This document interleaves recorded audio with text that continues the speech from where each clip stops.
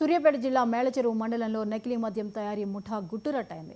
పంచాయతీ ఎన్నికల నేపథ్యంలో భారీగా మద్యం సరఫరా చేయాలని కుట్ర పన్నిన ముఠాలో 13 మందిని అరెస్ట్ చేసి రిమాండ్కు తరలించారు ఎక్సైజ్ అండ్ ఎన్ఫోర్స్మెంట్ అధికారులు. రామాపురం శివారులోని రైస్ మిల్ గోడౌన్లో తయారు చేసిన 2 కోట్లు విలువ చేసే నకిలీ మద్యాన్ని సీజ్ చేశారు. ఈ దాడుల్లో 870 లీటర్ల స్పిరిట్, 100 కార్టన్ల నకిలీ మద్యం, వాహనాలు స్వాధీనం చేసుకున్నారు. పరారీలో ఉన్న నిందితుల కోసం గాలిస్తున్నామని ఎక్సైజ్ అధికారులు వెల్లడించారు.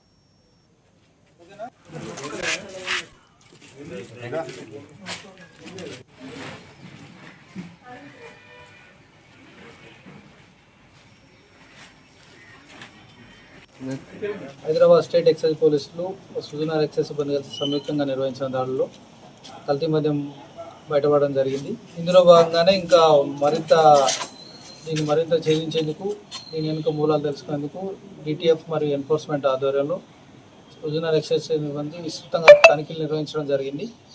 ఈ తనిఖీలలో భాగంగా ఇప్పటి వరకు 3 కేసులు నమోదు చేయడం జరిగింది. 16 మందిని అరెస్ట్ చేయడం జరిగింది.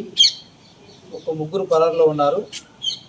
దీంట్లో 800 మొత్తం టోటల్గా 870 లీటర్ల లిక్విడ్ స్పిరిట్తో పాటు 100 కార్టన్ల ఎంసీడబ్ల్యూఎస్కి కల్తీ మద్యాన్ని మరియు లేబుల్స్ను, క్యాపులను వాటిని స్వాధీనం చేసుకోవడం జరిగింది.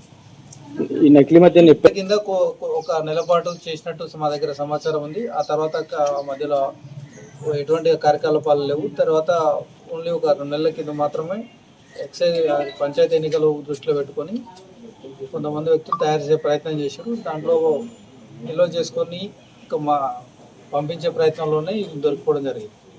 అంటే ఈ మద్యాన్ని పలు చోట్ల కేసులు నమోదయ్యాయి. ఇదే విధంగా తెలంగాణలో అయితే ఇక్కడ నమోదైంది. ఆంధ్రలో అయితే ఒక 10 చోట్ల కూడా కేసులు. హైదరాబాద్ స్టేట్ ఎక్సైజ్ పోలీసులు